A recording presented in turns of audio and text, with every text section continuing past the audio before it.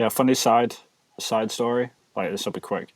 But when I was in America for the first time, like, I was still drawing on pencil and paper, like, quite a lot back then. Yeah. And I left my eraser at home. But in England, we call it a rubber. We don't call it an eraser. I know where this is going. Yeah. So, like the American family that I'm staying with, so have you guys got a rubber? And they're just looking at me. And, like, they had a young daughter as well, like my age, living in the house. Nice. And they just looked at me like, what? It's like, like a rubber, and I'm, like, doing the hand motion, to erase something. And they're looking at me just like they want to fucking murder me. I'm like, like, you're drawing something, you rub something out. No, man. Yeah, that was a bad day.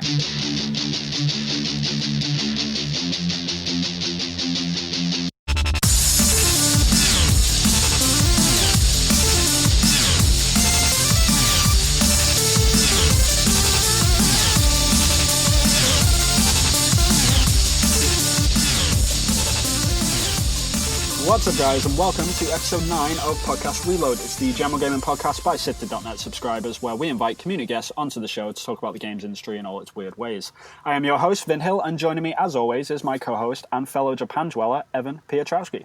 Hey, guys. And joining us as well is our community guest, which this week, it's the moderator, Alex. Hey, guys, thanks for having me on. No, you're very welcome, man, anytime. So, first we've got a bit of a clarification from Obligatory Boss Battle, who wanted me to mention that Blizzard's Overwatch game is actually coming out on May 24th. Last week we just gave like a general time frame for Overwatch, but as Obligatory Boss Battle said, he is a resident Blizzard fanboy, so yeah, this is true. Yeah, let's give we honor that as a previous guest. Right, yeah. Let's give Overwatch the respect it deserves by giving exact dates of things. So yeah, thanks for doing definitely. that. OBB. Yeah, May 24th for anyone who's interested in that game. Looks really cool. Can't wait for it. But yeah, we should move on to our introduction for Alex. Alex, we have a question for you, which we ask every guest that comes on the show to sort of gauge what sort of gamer they are. And your question is, you're stuck on a desert island and you can take one game with you along with its corresponding console. What do you choose and why? So, I thought about this for a little bit, and I was trying to pick, originally I was thinking maybe I'd pick one of my favorites, like a Mass Effect game or an Uncharted game. Right. But when I thought about it, that's not really a good desert island game like Uncharted. You know what I mean? You play through the campaign and then you're kind of done with it. Sure. So I think the best game for a desert island for me would be NBA 2K. So I won't dwell on that because I know a lot of people don't like sports games, and I get it. That's totally fine, and I understand. But for me, it's a game that I get 100-plus hours out of. I play 12-minute quarters, 82 games a season, 7-game playoff series. Really into that. So I think that I could definitely kill some time stranded on a desert island with some 2K. All right. Awesome. I've actually never played NBA 2K. I used to play the NFL 2K series, specifically NFL 2K5, which I think is the best football game ever. And then EA's like, we're having none of that. Buy the rights. Right, yeah. Unfortunately. Yeah. Exclusive licenses and all that sort of shenanigans. Yeah, yeah. But I have a question. How long does it take you to play a season? And then obviously, like, if you do good enough, like how long does it take you to play a season and a couple playoff games? Sure. So each individual game takes about an hour. And then, okay. Yeah, I mean, you figure like 12-minute quarters, so, 48 minutes, and that's not including like timeouts, free throws, things like that, intros and halftime. And then I guess it kind of depends on like what I'm in the mood for, because obviously I play other games too. So it takes me probably about roughly 10 months to get through one season, I'd say. Oh my gosh. Well, you do get your money's worth.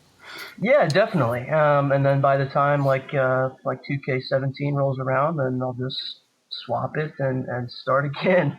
And I enjoy it. I don't know. I mean, I get why that maybe sounds kind of crazy, but I really enjoy it. No, I mean, I think a lot of people don't give enough credit to sort of sports games anymore.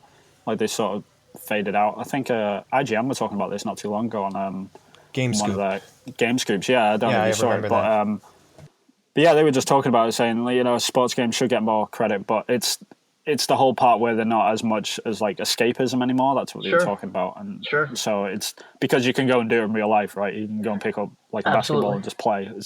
So yeah, I sort of get that, but the credit should be given where it's due, especially at sports games. They are getting a lot better. Like even if they are a bit too simmy these days. I mean, I'm more of an arcade player when it comes to sports.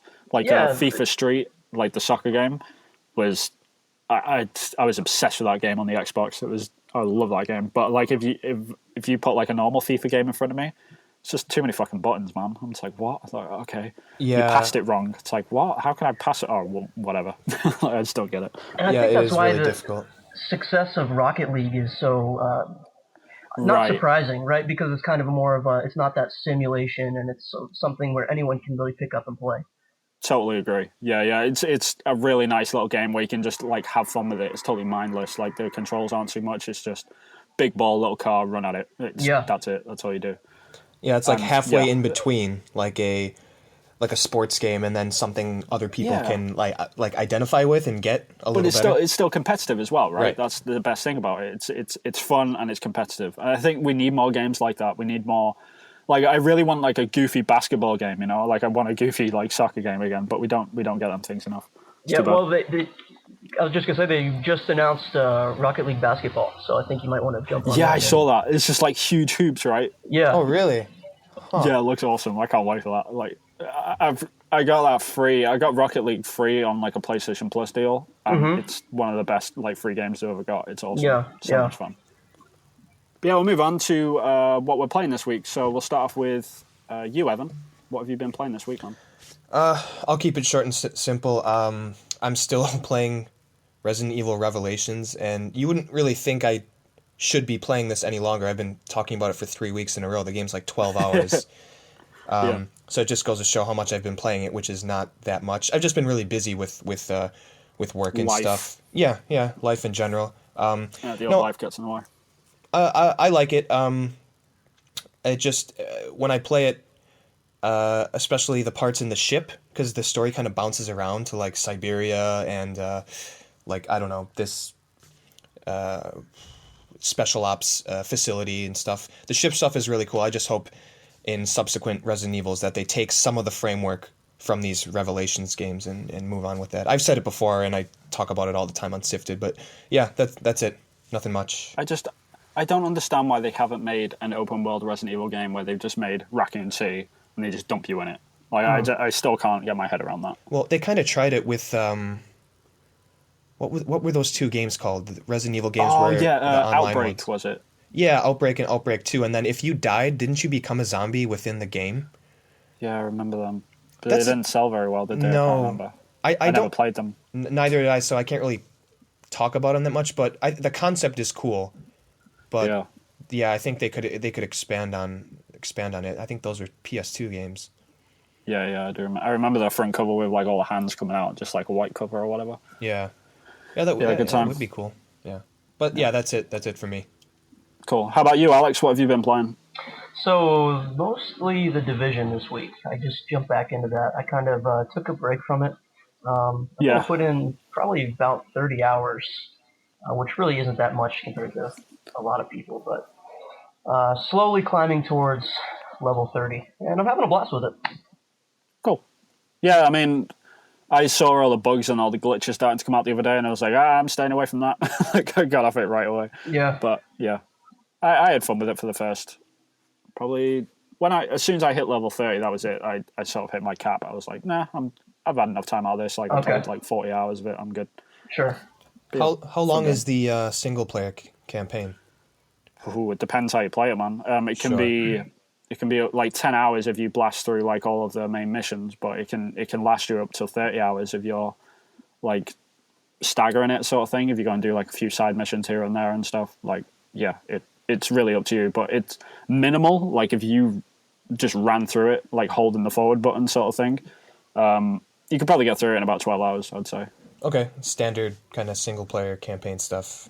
Mm-hmm. Yeah. I mean, it's you get your money's worth from it. Sure. Like I wouldn't hesitate to pay $6 for it, but at this point I'm just gonna, because they've hit this point the same as Destiny did in the game, where all the content is coming sort of thing, and everything that you can do in the vanilla game like can pretty much be done by yourself, but everything else is multiplayer. So I'm just sort of waiting until they've finished all that stuff out and it's in the game. Like, I'm going to wait until all 3 DLCs are out sort of thing before I jump back into it again. I did the exact same thing with Destiny. So, but yeah, it's a fun game. Yeah, it's like The Division, the Taken City or something. Right. Pretty much, yeah. No, you're right. And, okay, do you have anything else to add, Alex? Just having a good time with the game? Yeah, having a good time with the game. And also, I should mention, because Vin, I know you're kind of on the Mirror's Edge bandwagon coming out. I somehow got into the closed beta. I don't really know how, but I just played that for an hour. You lucky son of a bitch. Hey, I have another code if you want it, but... yes. Yeah, okay, I'll hook you up, but it's... Legend, thank you. Yeah, no problem. It's... man, I was on the fence with it, and I'd say I know I only played an hour, and it's the beta, but I probably won't pick this game up, but... oh, really? It seems like it's like instead of a walking simulator, it seems like it's just a running simulator with quick time events to me. Right. Yeah. Did you play the first one though? No, I did not. I did not play the first one. Right. Okay. There you go. That might be it then. I mean, everyone felt this sort of similar way about the first one as well. But like, it's kind of weird. Like, for every other game, I hate when people say, you have to play 10 hours of it before like it really gets good and stuff. Yeah, I hate when people say that. But this is one of them games where it's kind of like a soccer game or like another sports game. You just have to learn it before it gets good, sort of thing. So I can see that. It's weird. Like, I'm not like, obviously you can form your own opinions about the game and stuff, but yeah, that'd be my only little caveat, sort of thing. Sure. Well, I'll get you the code, and then you can jump in and find out for yourself. Hell yeah, I'll definitely try it out. Appreciate that, man. Thanks. All right, and Vin, how about you? What have you been playing? This week, I have actually been going through the Uncharted games again. I've been playing them in crushing mode. Like, I'm gonna, like, stupidly, I'm gonna try and platinum the whole, like, all 4 games by the end of the year, sort of thing. Because I love them games. Like, Naughty Dog are awesome. Yeah. So. Are you doing like 1, 2, 3?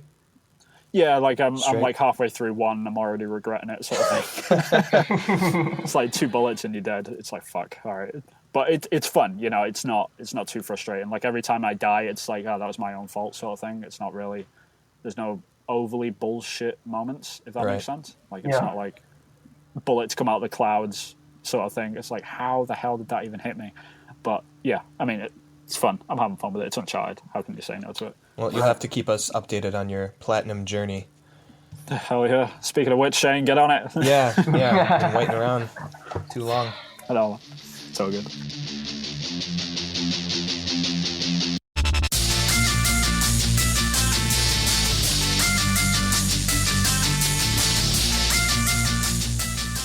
But yeah, we should move on. We're going to move on into the small 3, which is our main topics. And in the small 3, we can all talk about whatever we want. It can be a game that we're really excited about. It can be games that we hate. It can be anything industry-related news. It can absolutely anything that we want. So in traditional sense, we're going to start out with our guest, which is Alex this week. So Alex, do you want to run us through what you want to talk about in the small 3 this week? Yeah, so we're going to talk about Nathan Drake's last ride. We're only about... Well, by the time this gets up, probably about 2 weeks away from Uncharted 4, believe it or not, which seems crazy. Yeah. It's crazy to me as well. Yeah, it's here, finally, and after all the delays and everything. But so, Neil Druckmann, I think he's, creative director? Yeah, creative director. On Uncharted 4. He came out with a quote a while back and basically said, like, at the end of the day, Sony owns Uncharted. They can do whatever they want. But at the end of this story, it's going to be really hard to do a sequel with Nathan Drake. So, whether that's true or not, we'll see. But it sounds like it's probably Nathan Drake's last game, and probably the last Uncharted by Naughty Dog, right? Possibly. And so basically, with Uncharted 4 being 2 weeks away, I just want to ask you guys, like, both of you have played Uncharted 1 through 3 all the way through, right? Yep, huge fan. I haven't played 1. I've beaten 2 and 3. Gotcha. Those are, the best ones anyway. Yeah, they're the core ones of the series. I think 1 just like sort of sets up the whole like Drake, like the 3 characters sort of thing, like Alana and Drake and Sully. Yeah, and also them moving from like Jack and Daxter to Right. what was a brand new IP like, and also figuring out the architecture of the PS3 like. Yeah, it's really evident as well. Like Sure. I've been playing through Uncharted 1, like obviously because of the achievement thing, and just you can see like like some of the facial animation, it's like really cartoony sometimes. It only happens now and then, but when you see it, it's like, yeah, that's really Jack and Daxter right there. You can tell they had the same animator. Yeah. But other than that, like it's a great transition. For sure. So, I mean, do you guys have a favorite part about Uncharted, like the characters, the story, anything like that you're really looking forward to continuing on in 4? For me, like I'm a huge fan of like the characters and the world mainly. Just not so much about much else. I know people have different sort of opinions on what makes an Uncharted game good. But for me, it's like that the core story between like them characters and just how they get into these ridiculous situations, and they're always like really well sort of choreographed, like how they get them as well. It's like it's completely ridiculous, but at the same time it makes sense. It's like Indiana Jones, Right. It's like why is he in this cave? It's like, oh, okay, right, he's looking for this thing. That makes sense. Yeah, it kind of hovers somewhere between like reality and kind of this ridiculous like fictional world, which I'm totally fine with. But it plays it perfectly though. It plays it in a way where it's just like, okay, this is ridiculous. It sort of works, but it's entertaining, and I think that's the best thing about it. It's like everything that Drake does, like it's funny, like I was playing 1 the other day, and just like this Jeep flips over at the top of this waterfall and like crashes between these 2 rocks where he needs to get over, like traverse. I just like, all right, that's pretty ridiculous, but funny at the same time, because as he's going over, like the truck, like after it lands and he jumps over it, he's just like, oh, excuse me. It's just run out because there's definitely a dead dude inside of it. Yeah. But it's just funny, like how like Nathan Drake's got these little things that just constantly make it entertaining. So yeah, probably the characters for me is probably the biggest. But the world, like how it looks, like it's absolutely beautiful. Like the tech that Naughty Dog use, I just don't know how they push that power out of these consoles, but they always do an awesome job. Yeah. How about you, Evan? Like, what makes a good Uncharted game for you? I would say like I like Nathan Drake as a character, and the story. Yeah, it's just kind of like this basic like kind of Indiana Jones thing. Like, okay, we're gonna look for some hidden treasure somewhere, and bop around the world trying to figure out maps and puzzles and all that type of thing. But I would say like I like the gameplay, and like I like third person shooters. They're some of my favorite games to play, and I think the Uncharted series has done a great job taking third person like action and shooting, but also incorporating, like, of course everyone always talks about it, those like great set piece moments. And I just like how they take that stuff and the interactive gameplay along with these more cinematic moments, and they mesh those two things together. Like, we could talk forever about the train sequence in Uncharted 2, or this sunken, is it a sunken ship or a sinking ship in part 3? Sinking, I think. Sinking, yeah. The sinking ship sinking, in part 3. Was there a helicopter battle, or was that the train sequence?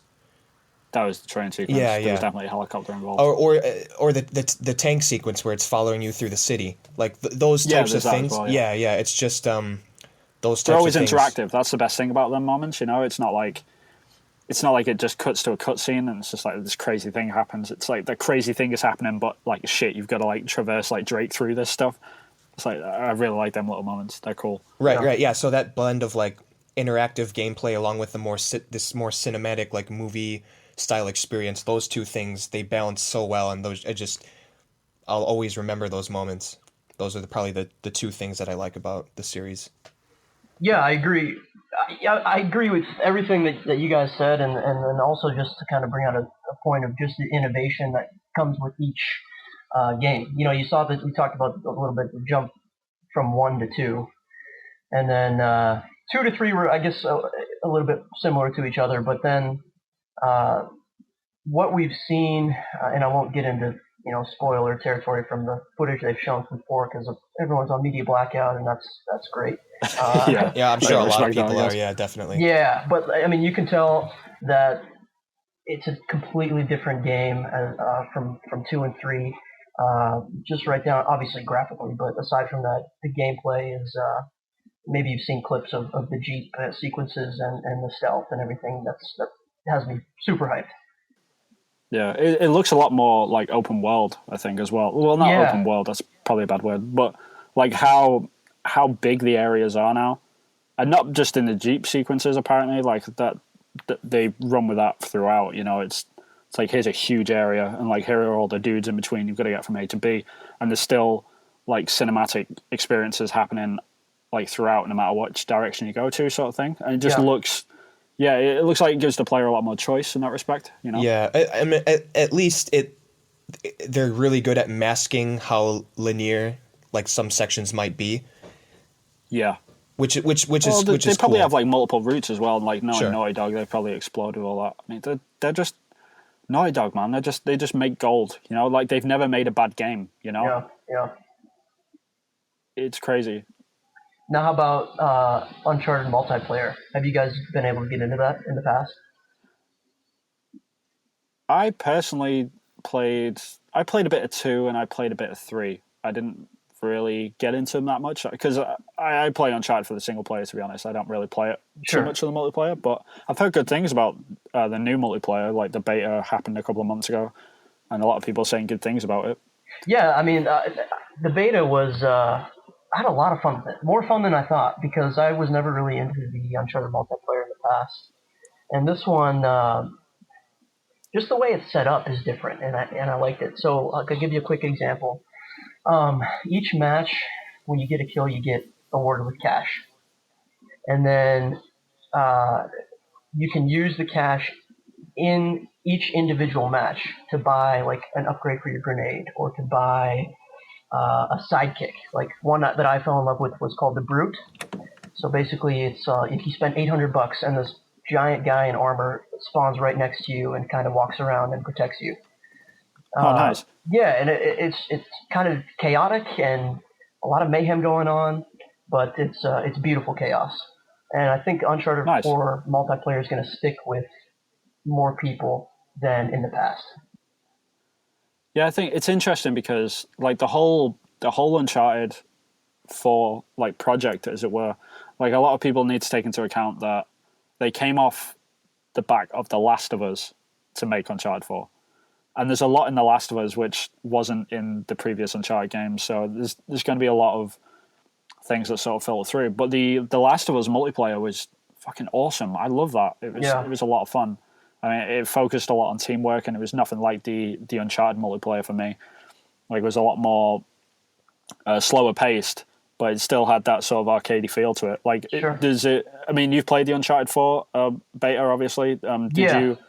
Did you get more of a serious tone from it, or was it a lot more arcadey? Well, it's arcadey, but you can definitely see the aspects that they've implemented from The Last of Us multiplayer, just a little bit. Right. But overall, definitely arcadey. Are any of you guys, maybe Evan, are you concerned at all about all these delays? Amy Hennig leaving, other people leaving. Does that concern you at all?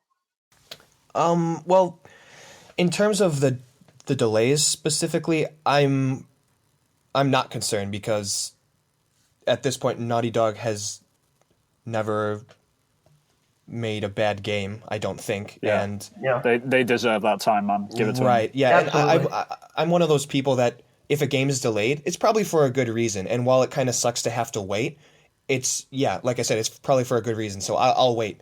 Give me a good game. Fix all the bugs, make it better. I'll play it when it comes out. So that doesn't worry me. Couldn't agree more. But yeah, like when it comes to like Amy Hennig leaving, the main reason why I'm not concerned about Hennig whatsoever is the point that I brought up before, which is The Last of Us. You know, Hennig wasn't involved in The Last of Us. At least I don't think she was. Yeah. But like from what Neil Druckmann did and the rest of that team did with The Last of Us by themselves, quote unquote, like I've got no worries whatsoever. If anything, like I feel like Uncharted might be a bit more grounded in like realism. It's probably going to have a couple more darker moments because that's going to filter through from The Last of Us, and that's not necessarily a bad thing. Mm-hmm. You know, like as it is Nathan Drake's quote unquote last ride. Like it's, you know, it should be serious to an extent, and we probably are going to lose a character at some point. You know, like it's probably going to happen. Like there's no beating around the bush about it. Right. So That's my only worry. But who goes and how they go, and in what manner they are no longer a part of the series, that's the big question, right? Right. And I would argue like The Last of Us is the story in The Last of Us is the best story that they've told to this point. Oh yeah, by far. Personally, I think. But this the funny thing, like when you were saying before, Alex, when Druckmann came out and said, it's going to be very hard for Sony to continue on Nathan Drake's story. Mm-hmm. Druckmann has lied to the media before. Yeah. Like a couple of times. On purpose as well. Not like by accident, like, oh, he's being shady or whatever. No, he's lied purposely so people go into the game and they are still surprised sort of thing. Like for the whole time that The Last of Us was getting marketed, the whole time he was saying, you never play as Ellie, ever. You never play as Ellie. Yeah, good point. And the media are like, oh, okay, so you always play as Joel. It's like, okay, it just happened. And then when you're playing the game and then suddenly you switch to Ellie's character, it's like, whoa, like it hits you because it's like, fuck, like you weren't expecting that unless you're on media blackout for a new IP, which no one ever is. Right.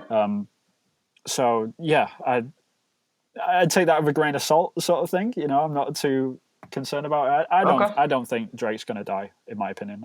I don't think he's on the kill list, as it were. Got it. Yeah, how about you, I don't Adam? think so. Like, who do you think's going to be on the old? Who's on the top of that list, sort of thing? Do you think? Just because, like, yeah, things that Neil Druckmann has said, Sully seems like the easiest one to target, but maybe that's kind of like he's trying to push us away from something that'd be a bit more unexpected. I don't know. I think, or maybe what if no one dies? Yeah, there could be that. Like, they could all just walk off into the sunset, like, happily. Like, anything could happen. Like, Nate might lose, like, his right hand or something. Like, his arm might get cut off. And so he's, like, in a cast and he's with his son or whatever, like, shakes his head. He's like, oh, son. Or, like, it skips to, like, when Nathan Drake's really old or whatever. And it's like, oh, and that was the last adventure I went on. And then, like, credits roll sort of thing. It could be absolutely anything. Like, they might just be twisting it so... They've done exactly what they set out to do as well. Like, they've created this conversation, which we're having right now, and like, that's what's going to happen between fans. It's a very, very clever sort of marketing campaign that they're doing. And it might be true. Like, they might just be, like, being honest about it, saying, yeah, like, someone dies and the series can't continue or whatever. Like, we don't know. That's the best thing about it. It's, like, this awesome conversation. Yeah, everybody's had this conversation several times over. But I certainly will be picking up day one. I trust Naughty Dog to the end of the world, sort of thing. There's one game studio which I will forever always respect and always, like, give my money day one. It'll be them guys. So, yeah. Day one here as well. So I guess that the last point that you made about the series kind of ending that way transitions into a final question I have for each of you, and that's: do you think that this will be the last Uncharted game ever? No. I don't. I just think if there's money to be made with the series, and I think there is, that someone will continue to make the games. Although I don't know. I mean, I'm happy with this being the last one, but I don't think it will be. I don't know. Like, Vin, what do you think? Yeah, I'm in the same boat as you. I don't think it's going to be the last one whatsoever. Like, but saying that, I think it's definitely going to be the last one from Naughty Dog. Okay, I think because Sony own the IP, they're going to pass it on. Because it was really shocking for me that they were actually making Uncharted 4 at all, because Naughty Dog have always done this thing where they make things in threes, and they always have done, sort of thing. Like, they made Crash Bandicoot 1, 2, and 3. Mm-hmm. They made Jak and Daxter 1, 2, and 3. They made Uncharted 1, 2, and 3. Sure. And then The Last of Us came out, and it was like, oh, okay, so we're going to get 2 more, right? And then it's like, Uncharted 4 got announced, and it was like, what? And, like, it was just completely out of nowhere. And you can definitely tell they're always on that track, so for them to do a fourth one was probably a paid deal by Sony for them to do that. So, yeah, I reckon this is probably going to be the last one from Naughty Dog, but I don't think this is going to be the last we're going to see of Nathan Drake. There's going to be some sort of prequel series or something, like, yeah, it's how can it end? It's doing so well. Sure. Yeah. Alex, What about you? What do you think? Yeah, I agree. Probably the last one from Naughty Dog. It might be even pushing 5, 6, 7 years before we get another one, but down the road, eventually another one's going to come. Yeah. Sure. And, as long as they don't get into as long as they don't get into any stupid gimmicks or anything, right? Yeah. I mean, that is right. You know, like the Golden Abyss, I think they haven't made a bad game, but I'd say the worst thing you could say about Golden Abyss is that it had some gimmicky PS Vita touchscreen BS. This is true. Speaking of gimmicks, let's move on to Evan's topic, which is Nintendo Gimmicks. So this topic is kind of coming off the back of all these Star Fox Zero reviews, and because I guess at this point I've read about like 10 reviews, and I'll say, and this is not engaging in hyperbole at all, not a single review has said that the addition of the second screen experience, the addition of the motion controls, the gamepad, first-person shooting, gameplay stuff, added something to the experience. Now, I'm sure that review is out there, but from what I read, not a single one. Like the guy who quote-unquote reviewed it on Polygon, he refused to finish the game. Shane trashed it. Dan Reichert from Giant Bomb trashed it. I guess IGN gave it a good score, but the reviewer is the host of IGN's Nintendo-centric Nintendo voice chat. Yeah, biased to fuck. That's the only thing I don't like about IGN when it comes to that. Like, they always, they'll hand off the Dark Souls game to the Dark Souls guy, they'll hand off the Mario game to the Nintendo nut. It's like, yeah, they're always going to give it a high score. It's ridiculous. Right. I do listen to Nintendo voice chat just because I think it's good to hear things that you don't necessarily agree with, so you can form better arguments, whatever. Oh yeah, definitely. I mean, yeah. I listen to all of them, but like when it comes to reviews specifically, I don't listen to them there. Right. Like, well, no, I'm with you. Valid. Yeah, I watched that review. I'm like, well, okay, yeah, I'll take that with a grain of salt.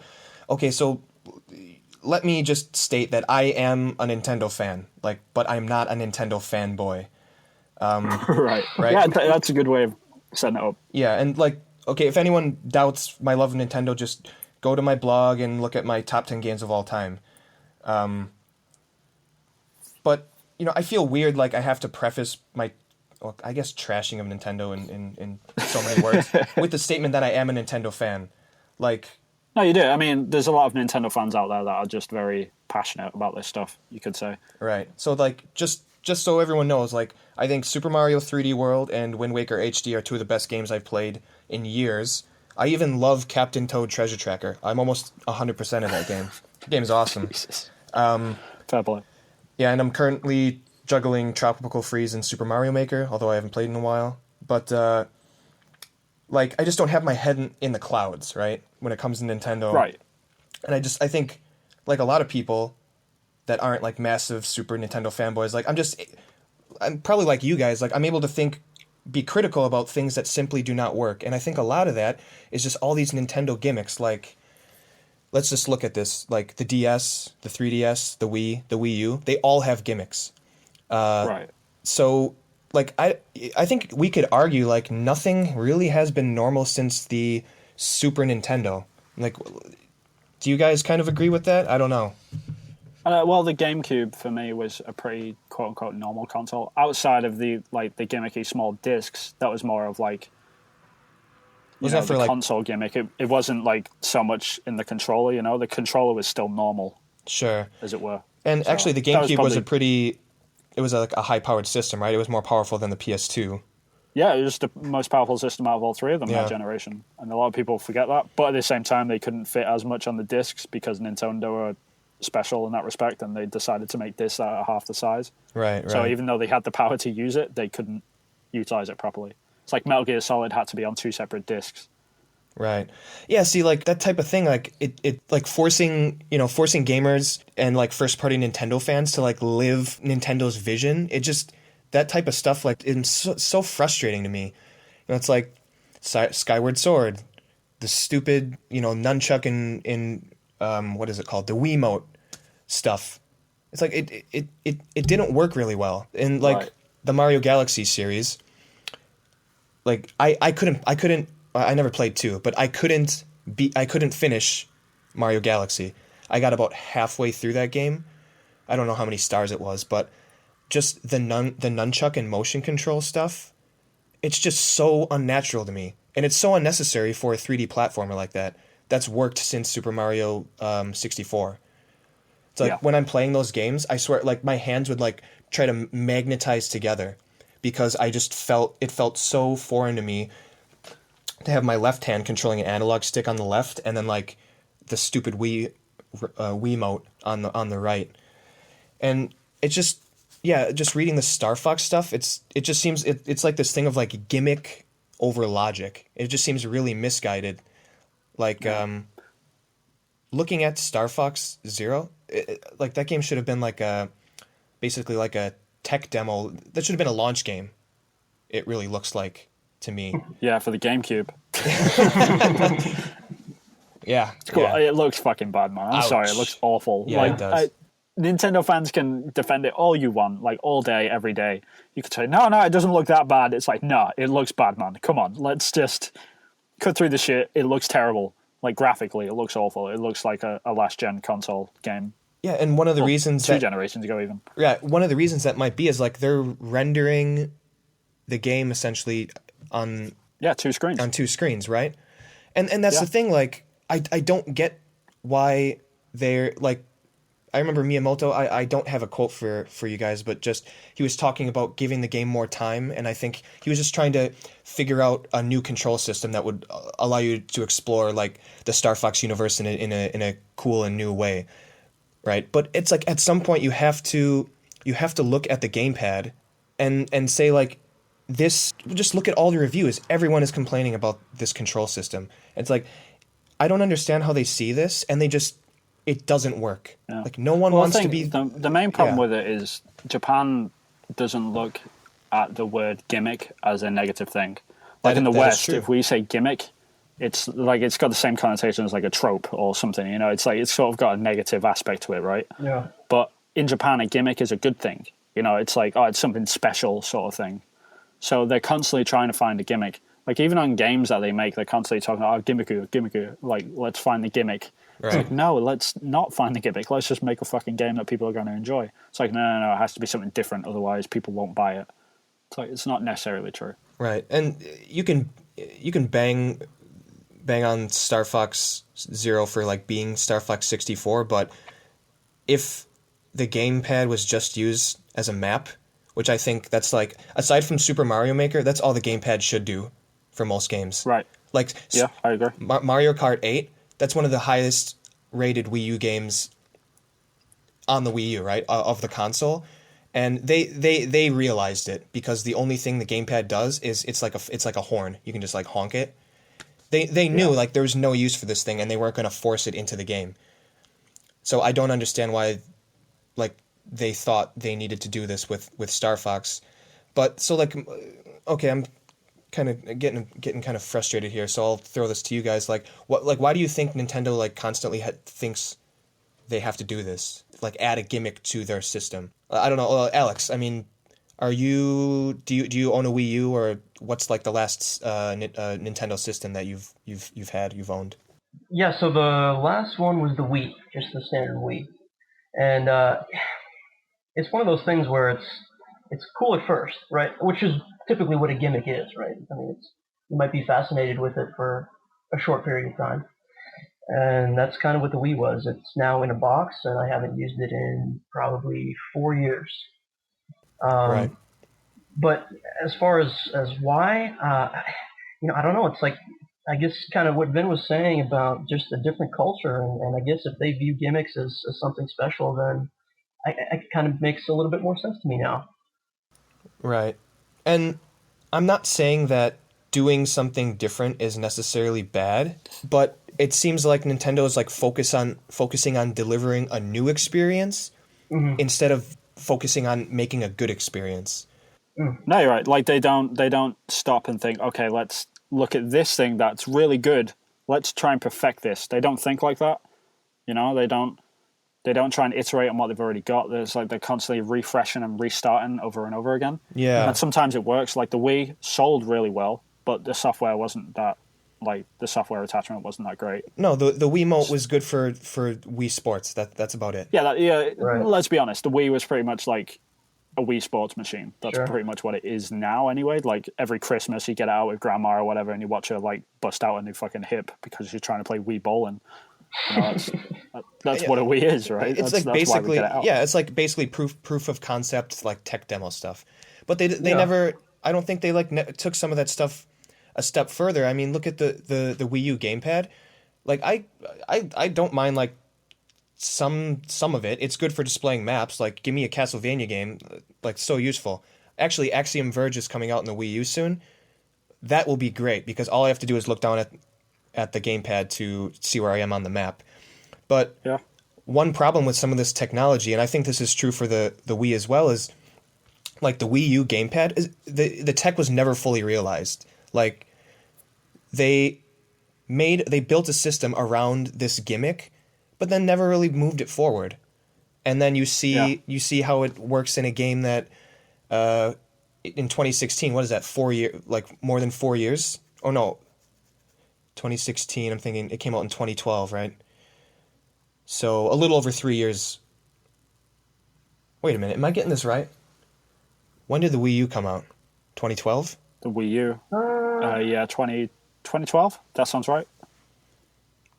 Okay. Yeah, so... Yeah, it must have been because it came out just as I moved to Japan, which was 2013. Okay. So it must have been like the end of 2012. All right, yeah, so... Probably need a correction on that. Yeah, I don't know. We might want to cut this out. It kind of brought you the guys are argument good. to a standstill. Well, anyways, like for a system that came out at the end of 2012, now you have like one of its newest games, Star Fox Zero, that just came out, and it doesn't work. Now, Yep. I know that people are going to be in the comments and say, there are reviews that say, like, if you get used to the controls, if you stick with it, if you play the game for hours, you will find that the controls actually work. It's like, I don't want to do that. Like, you don't want to have to get used to a game sort of thing. I know, like, this goes against what I was saying about Mirror's Edge before, but like, if you're actually physically have to learn how to use the console rather than learn the game, that's a different thing. You know, like, you have to get used to controlling the game in this weird sort of crazy way while you're like flicking between two screens. Like, yeah, I'm sure anyone can get used to any game if you give them enough time. Right. It doesn't mean it's good. It doesn't mean like every game should be able to. I'm not saying every game you should just be able to pick up and play like in its entirety straight away. But if it's something as basic as the moving controls and you have to really focus to get used to that, then it's like, I don't know, it's like trying to get used to playing inverted controls when you don't normally play inverted controls. You know, Right. And so it's that sort of struggle. yeah, you have this tech that the system is built around, and this Star Fox Zero was delayed several times, and they still can't figure out an intuitive way to use this gimmick that the whole console is based around. Yeah, it's crazy to me how they just didn't do what they set out to do. Like, when they first announced the Wii U and they showed like all the different little things you could do, it like browse the internet, and it was doing like this. It had like a crazy browser that like sort of made sense.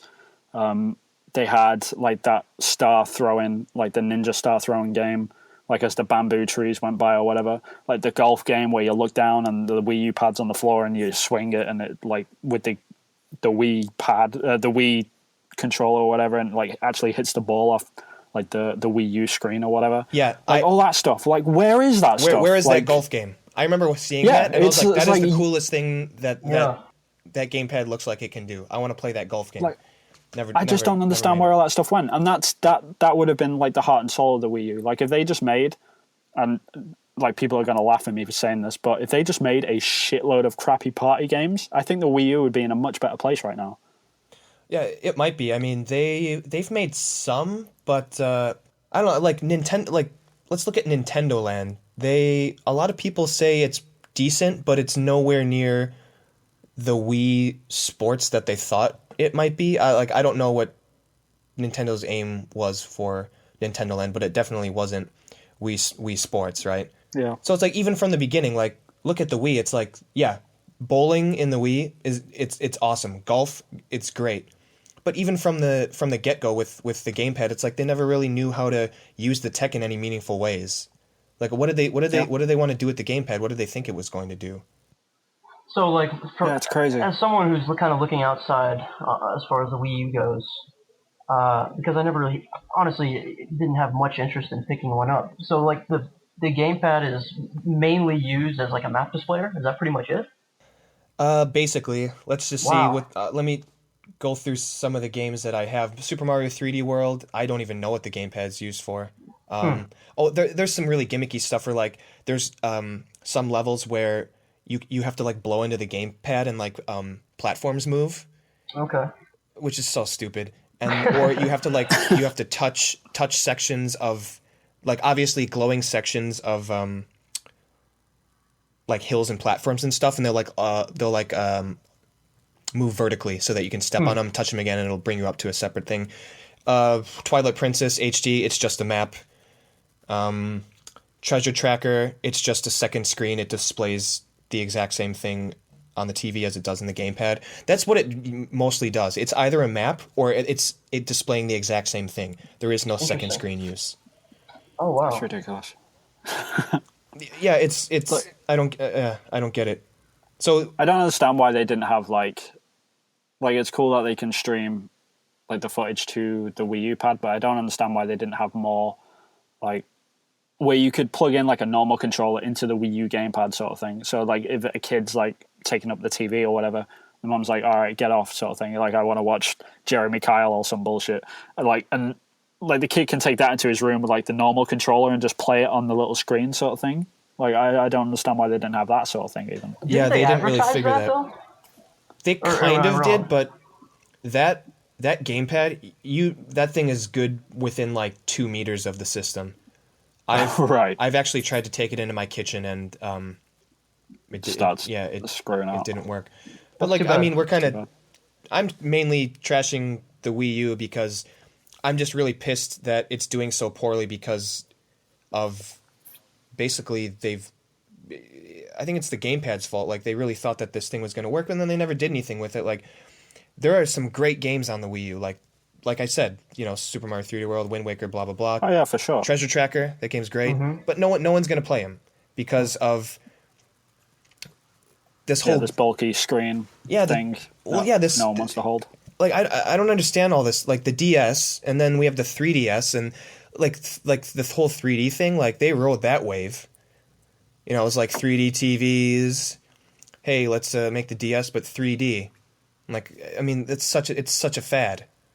But yeah, like they made that a thing, and I don't even. Does anyone play their 3DS with the 3D on? Nope, I don't.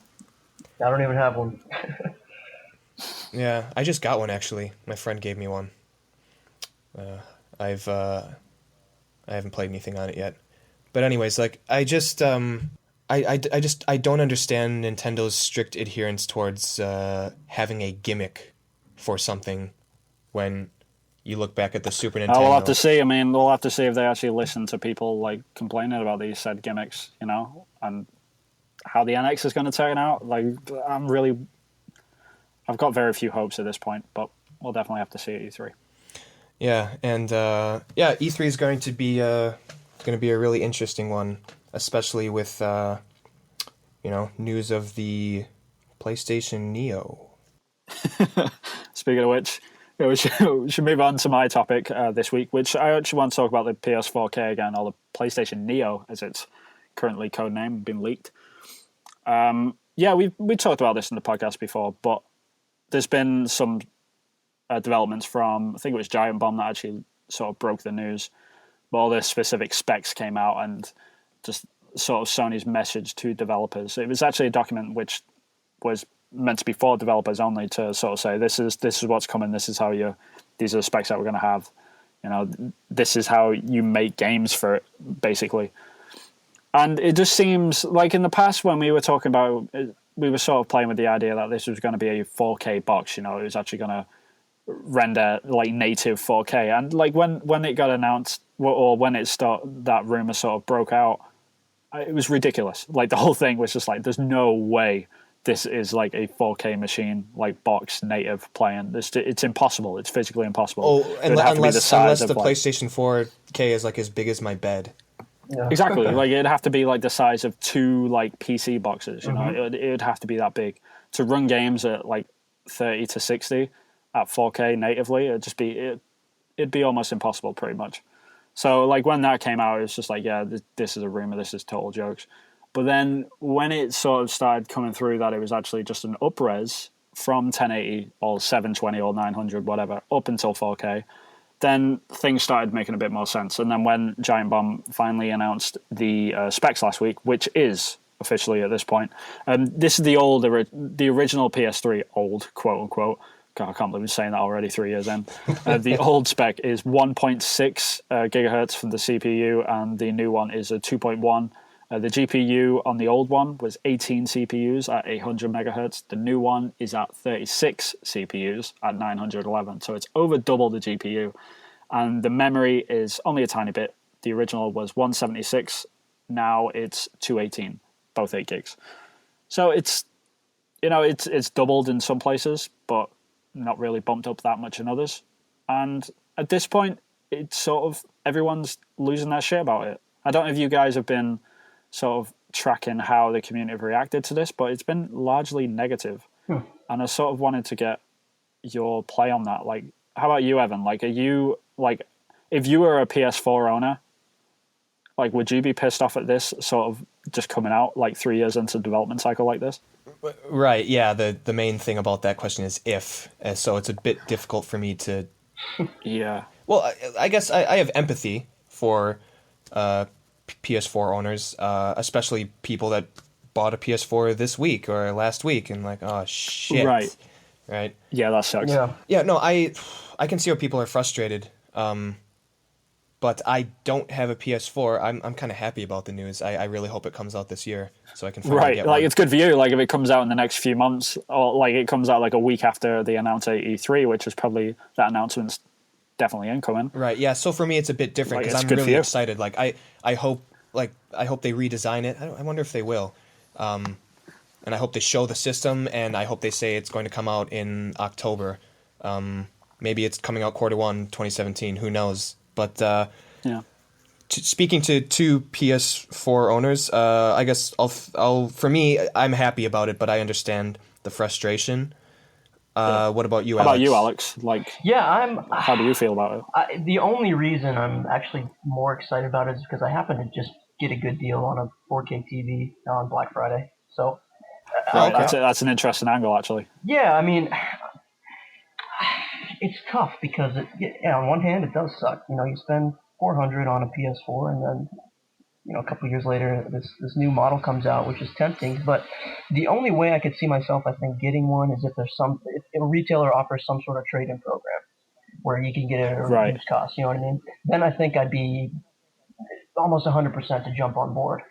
But I'm also more of a visual learner, I guess you could say. Like, numbers don't necessarily mean a lot to me. I have to kind of see it for myself.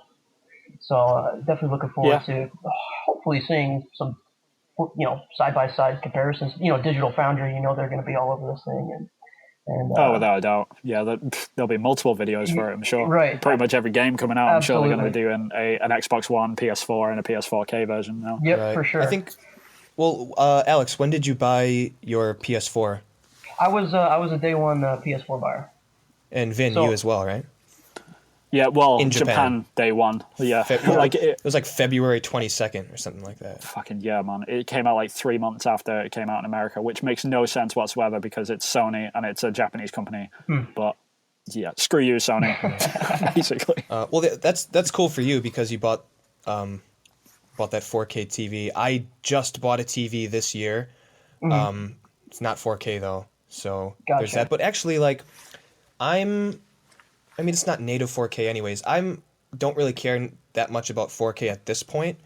But I really just kind of care about frame rate. Okay. Yeah.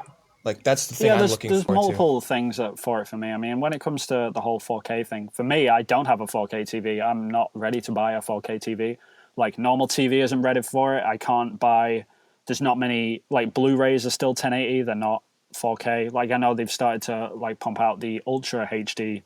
like the 4K sort of movies now, but it's still really, it's in its infancy. It's not, there's pretty much outside of the PS4K, there is no reason for me to buy a 4K TV. So without that, like, what other benefits am I going to get from it? And that is the frame rate, Yeah. But how much is it going to affect it? Because in the document, they specifically say multiple times throughout that they want developers to always developed for the original PS4, and that's their main focus. And then they patch in the PS4K stuff.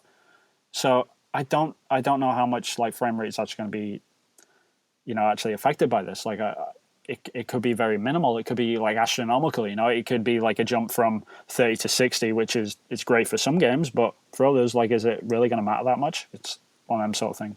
Like, how about you, Alex? Like, as a PS4 owner, are you willing to buy like a new box just for like the shift in FPS?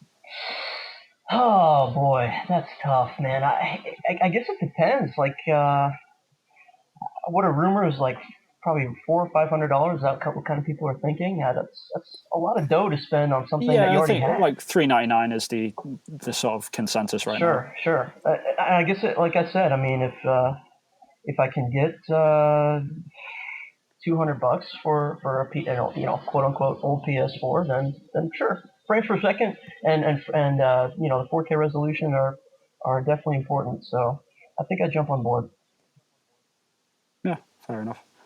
But yeah, like, how do you guys sort of feel about the whole uproar about it? Like, do you think people have the right to be angry about this, or do you think that they just like shouldn't care? It's just like, it's not.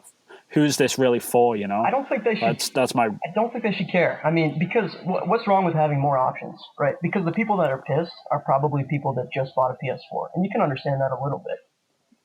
Yeah. But anytime there's more options for the consumer, it's never a bad thing. If you can't afford the PS4K, the PS4 is going to go cheaper. A lot of people will probably jump on board with that. So I don't get the uproar personally. Right, and then all games still have to support like the base specs, right? The base PS4 stuff. So yeah, this is my thing. I mean, I don't agree whatsoever with anyone getting angry about this whatsoever. Like, I was watching Colin Moriarty on Kind of Funny Games yesterday. Oh, he was watching him he get was so pissed. angry about it. He's livid, and he is livid. Like, he was just like seething. You could see it. Like, it was like specks of spit coming out of his mouth. So fucking Sony, bro. It's like, Jesus, man. All right, but I just don't get that.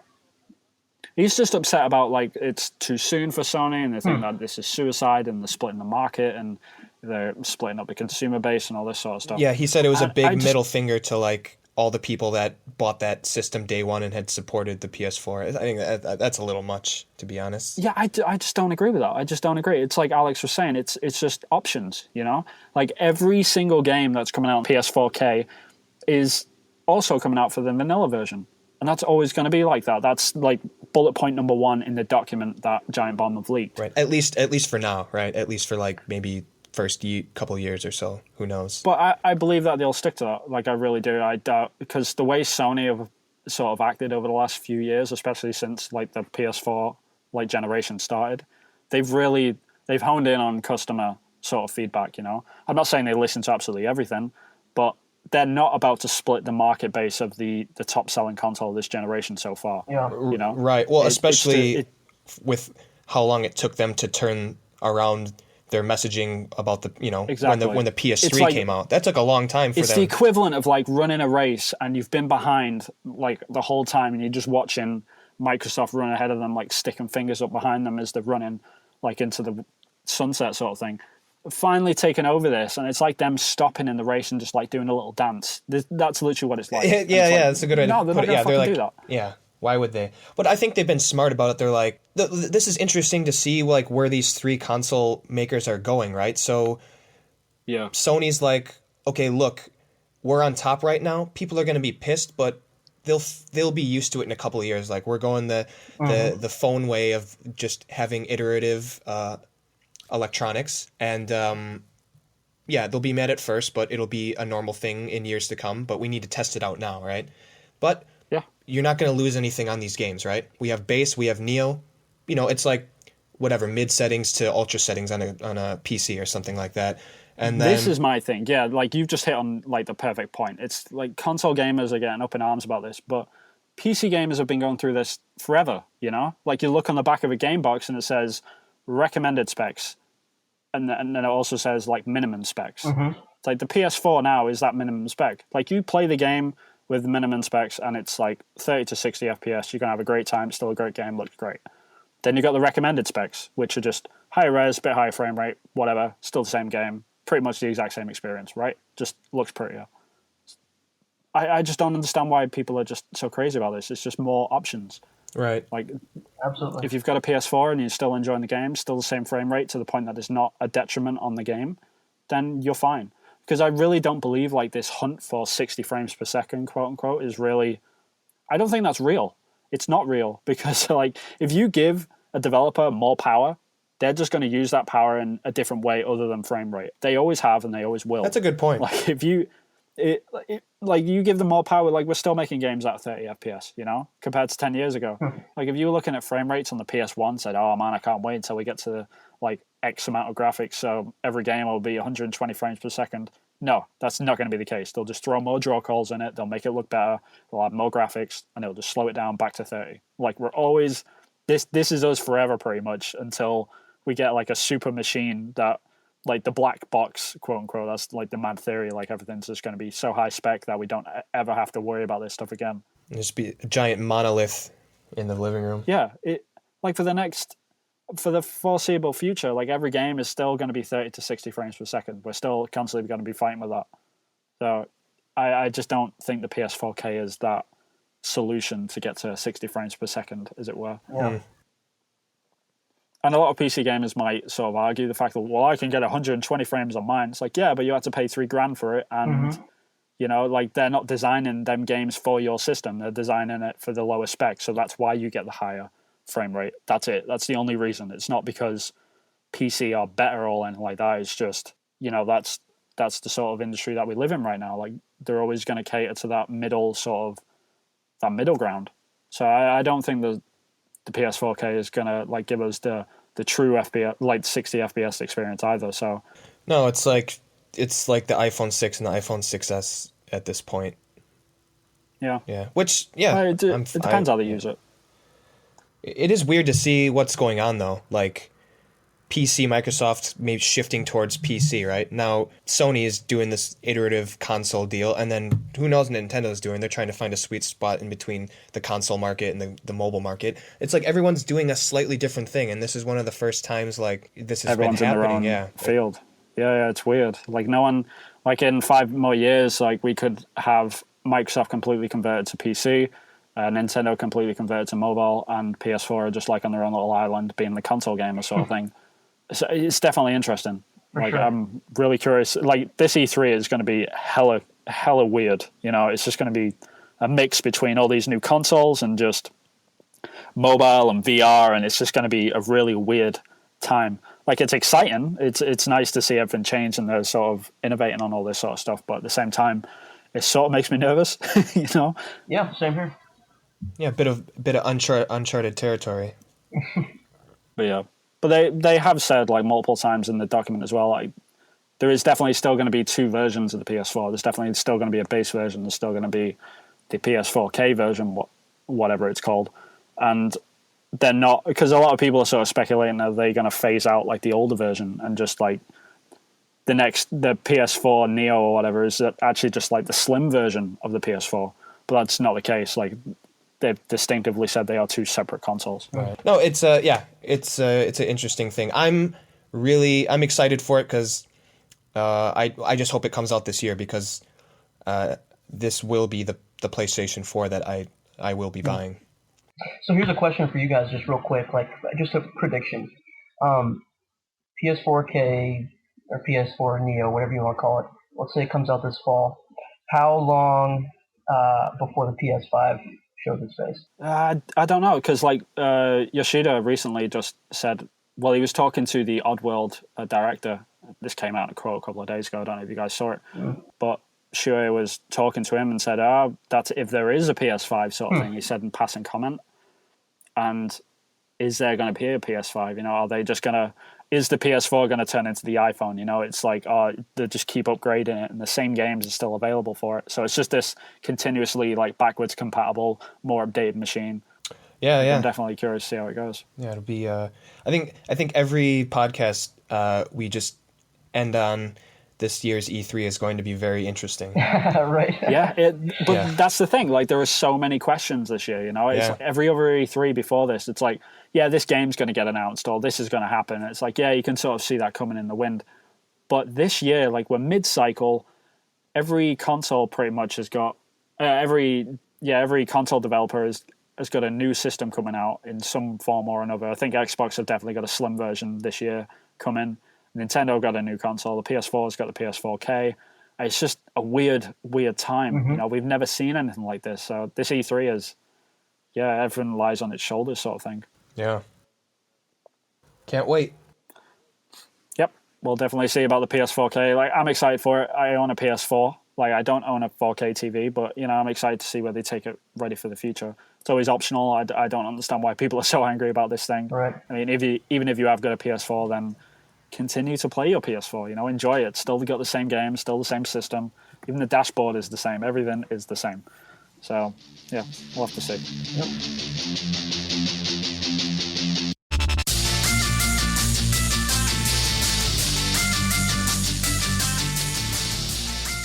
Yeah, we'll move on to coming up to the end of our podcast, actually. We're going to talk about content callouts. So we'll start off with our guest this week. What is your content callout of the week, Alex? So I wanted to call out the Sony official UK YouTube channel, specifically their Friday top 10 lists. Have you guys seen any of those? Oh, okay. Yeah, I've seen a couple of them. Yeah. They're curated on Sifted, and I didn't know about them before Sifted, and I actually enjoy them a lot. I think the writing's good and the crew is likable, and yeah, I think they make really good top 10 lists. For sure. Yeah, they're unique, right? I mean, the top 10 lists are... I don't know how they do it, to be honest with you. Every single week they come up with a list that hasn't been done before, it seems like. But that's impressive, and the humor isn't going to be for everybody, but it strikes a note with me, and definitely give those guys some love if you have a minute. Yeah. How about you, Evan? Okay, my call out this week is actually the most recent episode of The Lobby, and it's titled The Division, Glitchfest, PS4 Neo Upgrade, and Gears of War 4. And what I'm specifically talking about is the PS4 Neo Upgrade section, which is like about 40 minutes into that episode. And the reason why is because actually Jeff Gersman from Giant Bomb being the website that broke the PS4 Neo story, actually comes on and talks with Danny O'Dwyer, and Jeff knows he knows those documents back and forth, and it's on video, right? And he has no papers in front of him, and he lays everything out. So if you don't want to sit there and read the article, just watch that section of the video. He lays out everything about that you need to know about the PS4 Neo. Cool. In like 10-15 minutes. It's really interesting. It's cool if you're interested in that. So yeah. Nice. And Vin, how about you? For me this week, I am going to call out the Fallout 4 introducing the new Pip-Boy doc. I don't know if you guys saw this. No. I don't know if Bethesda officially made this or it was just like some random YouTuber. No, I haven't seen this. But they take like I think they were showing off like the Apple Watch or whatever, like, the official video, like where Jonathan Ive comes on and he's talking like, we wanted to make a product, like that stupid like voice that they always do, and like the white background and stuff. But like everywhere where they say Apple Watch or whatever, like they replace it with Pip-Boy. Okay. And they actually take like the Pip-Boy model and they're spinning it around, like they spin around Apple products and stuff. But it's just like sort of like an introduction video of the Pip-Boy as if it was made by Apple or something. It's really well done, actually, apart from like a couple of lip syncing stuff. But other than that, it's bang on. It cracked me up, so it's definitely worth a watch. Like if you're into Fallout and stuff. Yeah, I'll have to check it out. Yeah, definitely. It's a great little video. Yeah, moving on. We're coming up to the end of the podcast. First and foremost, I obviously want to say thank you to Alex for joining us on the show this week, man. It's been really cool. Oh, of course, yeah. That was a lot of fun. Thanks for having me on. Yeah. You're very welcome. Thanks, Alex. And I'm watching that Sifted Fantasy League we're in. Yeah, I think starting to get good. Smoked. Yeah, for sure. Oh, are you guys against each other? Yeah, we have a group of 5. We got Dyson XP in there. We got Wilson, Alex, Dragon myself. Slayer 91. Yep. Yes, yeah. So nice. Yeah, I'm in with Tomb Raiders. It's just a one-on-one sort of thing, and he's going to kill me for calling this out. But Horizon Zero Dawn got like rumored to be pushed back to 2017. Oh, and that was like the second one of his picks, Ouch. which has been pushed back.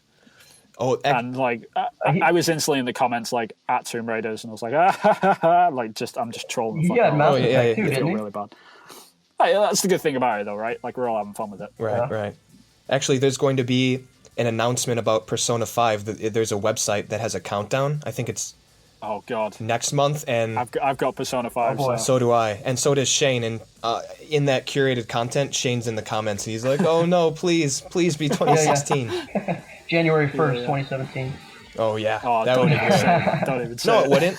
It's in my fantasy draft. No, 2016 winter. Okay. Yeah, we're going to sign off with our Twitter handles and any sort of final goodbyes. We'll start off with you, Alex. Like, what is your Twitter handle and any final goodbyes that you've got? Yeah, on Twitter you can find me at Alex6116. I messed that up. It's actually Alex61116. Sorry, 61116. A lot of numbers. Okay. And just one quick note, I just want to actually thank you guys for setting this whole podcast up. And if anyone is listening that's kind of on the fence about joining, definitely put your name in the hat, because it's cool to be able to express some opinions outside of like a comment or forum post. So definitely big props to you guys. Thank you. Yeah. How about you, Evan? I am the stand user on Sifted, Twitter, Giant Bomb. And actually, this is something I've never mentioned before. I actually have a separate Twitter account. It's at Film Titles Japan. And basically, I just tweet bizarre Japanese titles given to Western movies. So I give the Western name of the movie and then the name in Japanese. And I actually post a poster of the Western poster and the Japanese poster. And just to give you guys a couple movies, did you know that Army of Darkness is called Captain Supermarket? Let's see. You couldn't even make that up. No, Dumb and Dumber is called Jim Carrey's Mr. Dumber. Oh man. And let's see. There's one more. Drag Me to Hell. It's called The Spell. That's not that interesting. Let me get one more in here. I'm trying to scroll. Oh, I thought this one was interesting. Have you guys seen Let Me In? Yes. Yeah, in Japan it's called Morse. What? As in Morse code, which actually kind of makes Right. sense if you've seen the movie. Yeah. Yeah. So I haven't really. I posted one a couple days ago. I'm gonna try to do a bit more if I get more followers. But yeah, Get on it. some really random stuff in here. I have like 66 movies on here. Nice. So yeah, what was the Twitter handle once again? it's called at Film Titles Japan. Okay, cool. I'll definitely give you a follow. All right, yeah, and Vin, how about you? Yep, you can find me on Twitter at Van Hill Art. You can find some of my finger paintings on there from time to time. If I've got time recently, everything's crazy right now, but it's all good. You can also find me on Sifted, obviously. Like I am there pretty much every day, all day, as Shane knows. Like I'm sure my usage is through the roof, and I'm cussing him too much. Apologize, Shane, but I love the site. It's awesome. Thank you for everyone for listening. And if you want to join us on the show like Alex has this week, then all you've got to do is message Evan on the site, which is the stand user. Message him on Sifted and let him know what sort of microphone you've got, where you are, and what time you can sort of be available. The list at the minute, the waiting list to be on the show is pretty long. I can't remember how many people we've got, but it's definitely post E3 at this point, I think. Like we've got quite an interest for it. So it is first come, first serve, so try and get your name in as quick as possible. And we will definitely get you on the show at some point if we can. And from us on Podcast Reload, just want to say thank you for listening, and we will catch you again next time. So see you later, guys. Bye-bye. Sorry. Why did I say sorry? Fuck. Sayonara. Yeah. Adios. Sayonara. Catch you guys later. I'll see you on Sifted. Yeah. Sayonara.